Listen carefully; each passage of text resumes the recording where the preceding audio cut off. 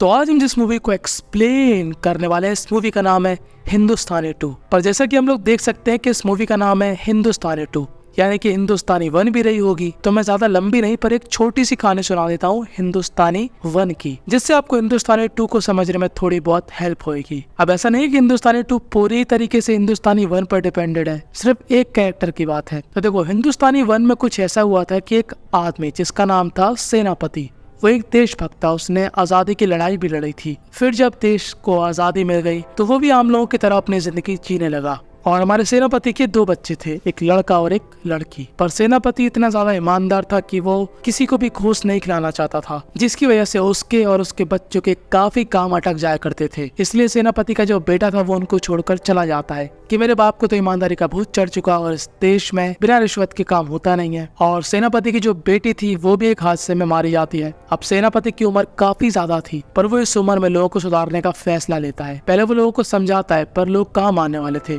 इसलिए हमारा सेनापति लोगों को मारना शुरू कर देता है, और वो जिसको भी मारता वहाँ पर वो एक लेटर लिखता और नीचे लिखता हिंदुस्तानी। इसलिए सेनापति को लोग हिंदुस्तानी के नाम से जानने लगे। और एक बार उसका बेटा भी ऐसे ही घूस ले रहा होता है, और जब ये बात हिंदुस्तानी को मालूम चलती है तो हिंदुस्तानी अपने बेटे को भी मार देता है। अब हिंदुस्तानी के पीछे काफी सारे पुलिस पड़ गई थी, इसलिए हिंदुस्तानी देश छोड़कर चला जाता है। ये मूवी बस यहीं तक थी, और अब हम आते हैं हिंदुस्तानी 2 पर। तो हिंदुस्तानी 2 की स्टार्टिंग में हमको 4 एनिमेटर दिखाए जाते हैं। इन चारों का ही यूट्यूब पर एक चैनल होता है जिस पर ये लोग एनिमेशन करते हैं। इनके चैनल का नाम होता है बार्किंग डॉग, और ये अपने चैनल के लिए ऐसी वीडियो बनाया करते थे जिसमें ये लोग समाज में होने वाली बुराई को दिखाया करते थे, पर एज अ फनी वे, जिसको हम लोग बोलते हैं पैरोडी वीडियो। इनको मालूम चलता है कि लोग कूड़े में भी स्कैम करते हैं। जो यहाँ का सफाई मिनिस्टर होता है वो शहर के इकट्ठा हुए कूड़े को भी बेच देता है। वो शहर के इकट्ठा होने वाले कूड़े को बेचकर खूब पैसे कमाता है। और जब इन चारों को ये बात मालूम चलती है तो ये चारों ही उसके ऊपर भी एक पैरोडी वीडियो बनाते हैं, और इनकी पैरोडी वीडियो काफी क्रिएटिव होती है। हमारे मेन कैरेक्टर का नाम होता है चित्रा, फिर आरती,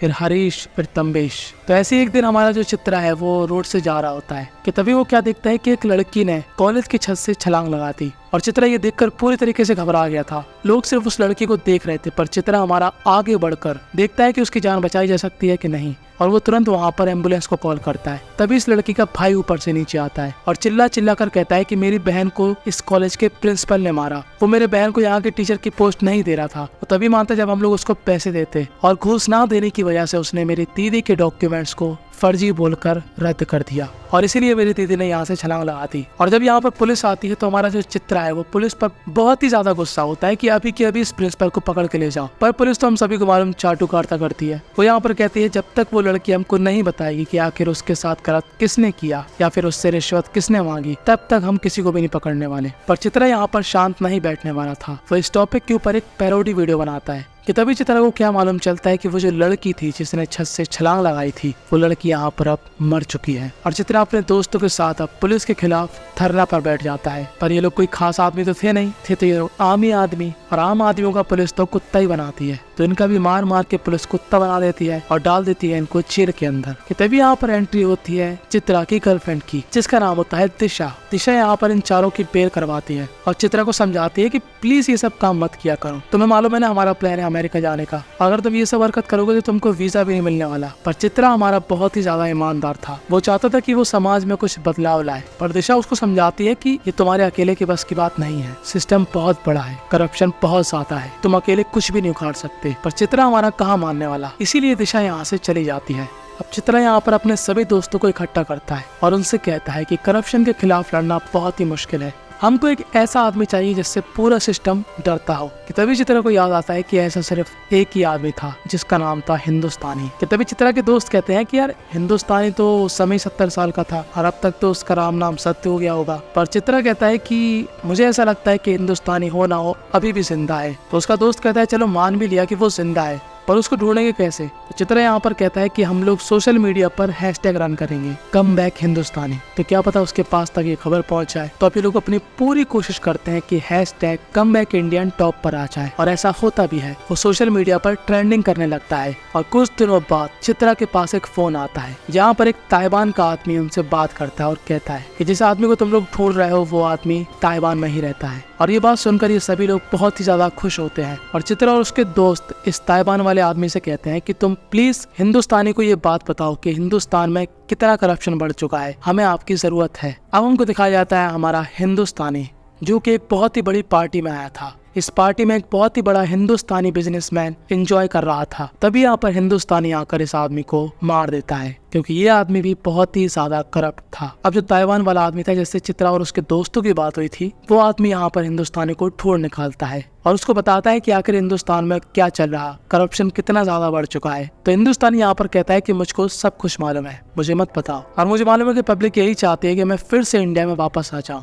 तो पब्लिक के लिए मैं फिर से इंडिया आने वाला हूँ और जो भी लोग बेईमान है या फिर घूस लेते हैं उन सब का मैं कर दूंगा राम नाम सत्य है। अब जो हमारा ताइवान वाला आदमी था वो ये सारी खबर चित्रा और उसके दोस्तों को बताता है और ये लोग हो जाते हैं बहुत ही ज्यादा खुश कि फाइनली यहाँ पर हिंदुस्तानी आने वाला है और सब करप्ट लोगों की चाम उगने वाली है। पर जैसे ही हिंदुस्तानी इंडिया आता है, इसकी खबर सीबीआई को भी लग जाती है। अब हिंदुस्तानी 1 में जो पुलिस वाला था जो कि हिंदुस्तानी को पकड़ने की कोशिश कर रहा था, हिंदुस्तानी 2 के अंदर यानी कि इस वाली मूवी के अंदर उस आदमी का बेटा हिंदुस्तानी को पकड़ने की चाह में है। पर हिंदुस्तानी यहाँ पर पुलिस को चकमा देकर यहाँ से भाग जाता है और उसके बाद हिंदुस्तानी यहाँ पर पोस्ट करता है कि वो 7 बजे लाइव आने वाला है। अब हिंदुस्तानी का हिंदुस्तान में बहुत ही बड़ा रौला था, सब लोग इंतजार कर रहे थे कि जल्दी से 7 बजे और वो देखें कि आखिर हिंदुस्तानी क्या कहना चाहता है। अब शाम के 7 बज चुके थे और हिंदुस्तानी यहाँ पर आता है लाइव। हिंदुस्तानी यहाँ पर सभी लोगों से कहता है कि देखो, जितने भी करप्ट लोग इस वीडियो को देख रहे हैं, मैं उनसे रिक्वेस्ट कर रहा हूँ कि प्लीज सुधर जाओ, नहीं तो फिर मैं तुमको अपने तरीके से सुधारूंगा।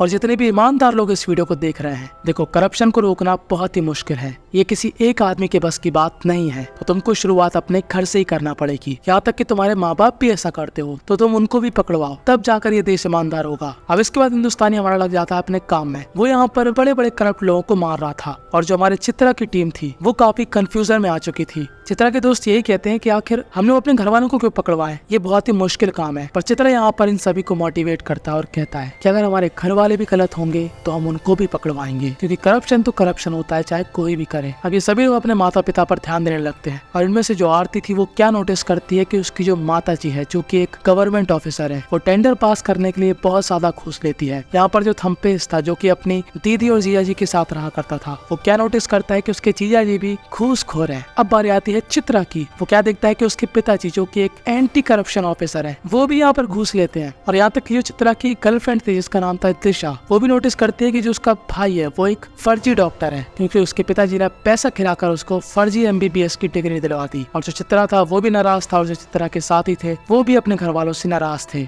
यहाँ तक कि जो आरती थी वो अपनी माता जी को घूस लेने की वजह से पुलिस में पकड़वा देती है। थम्पेश भी अपने जीजा जी को अरेस्ट करवा देता है, चित्रा भी अपने फादर को अरेस्ट करवा देता है। पर इस चीज का परिणाम इनके लिए काफी बुरा होता है, इनको इनके घर से निकाल दिया जाता है। चित्रा की माता कहती है, अबे तू कैसा लड़का है, तूने अपने बाप को अरेस्ट करवा दिया। सेम कहानी होती है थम्पेश के साथ और आरती के साथ। तभी कुछ दिनों बाद चित्रा को क्या मालूम चलता है कि उसकी माँ ने सुसाइड कर लिया, क्योंकि चित्रा की माता जी को लोग भला बुरा बोल रहे थे कि तुम्हारा जो हस्बैंड है वो एक घूसखोर आदमी था। और चित्रा की माता जी ये सब ताने नहीं सह पाई और उन्होंने फांसी लगा ली। अब इन चारों की जिंदगी के एल लग चुके थे, क्योंकि इन चारों ने ही हिंदुस्तानी की बात मानी। अब ये चारों नहीं थे, काफी लोग थे जो कि ऐसा कर चुके थे सिर्फ हिंदुस्तानी के कहने पर, जिसकी वजह से उनके रिश्ते उनके परिवार के साथ टूट गए थे। अब इन चारों को ऐसा लगता है कि हिंदुस्तानी की बात सुनने की वजह से उनके साथ ये सब हुआ, हमें हिंदुस्तानी की बात सुनना ही नहीं चाहिए थी। तो ये सभी लोग डिसाइड करते हैं कि ये लोग मिलकर अब गो बैक हिंदुस्तानी का हैशटैग चलाएंगे और उसको ट्रेंडिंग पर लाएंगे। और ऐसा होता भी है,